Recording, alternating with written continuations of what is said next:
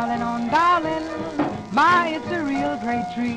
Conrad Johnson was born in 1915 in Victoria, Texas. In 1947, Conrad recorded several singles on the Gold Star label.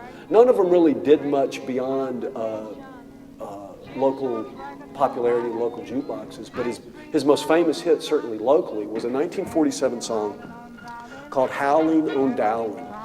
And Dowling, D-O-W-L-I-N-G, is the name of the main street through Third Ward.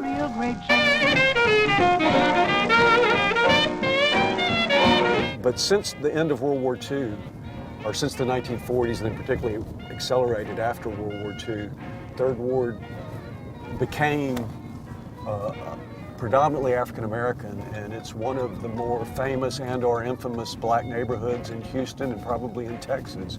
In the 1940s, when Houston and Texas were fairly prosperous places after the war, and moving on into the 50s, Third Ward was starting to change. What had once been primarily a pedestrian neighborhood where folks got around on cabs and buses, folks began to own cars and people's lifestyle changed. But in the 40s, before desegregation, Third Ward was one of the main two districts in Houston where not only were the majority of the residents African American, but the majority of the business owners and establishments were.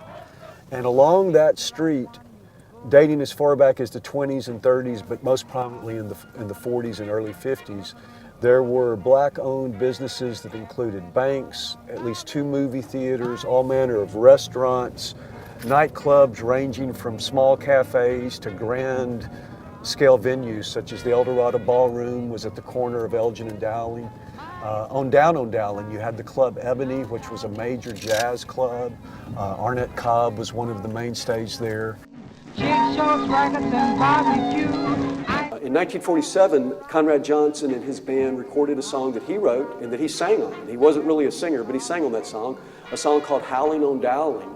It mentions the El Dorado Ballroom specifically. The song, the main line of the song is a question. Have you ever been howling on Dowling? Have you ever been prowling that street? Have you ever been howling on Dowling? My, it's a real good treat, or something to that effect.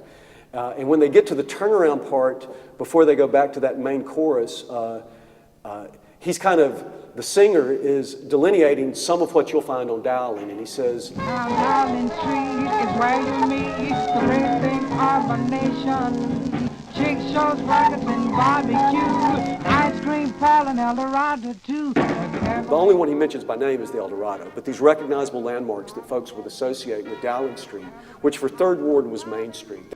My, it's a real great treat. People's lifestyle changed, and eventually the neighborhood underwent a great loss of population as folks moved out to more prestigious suburbs and things, particularly after desegregation.